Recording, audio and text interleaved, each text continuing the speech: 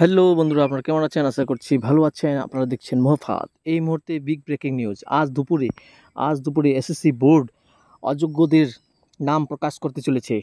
Supreme কোর্টের বড় নির্দেশ যে এক সপ্তাহের মধ্যে নাম প্রকাশ করতে বলেছিল।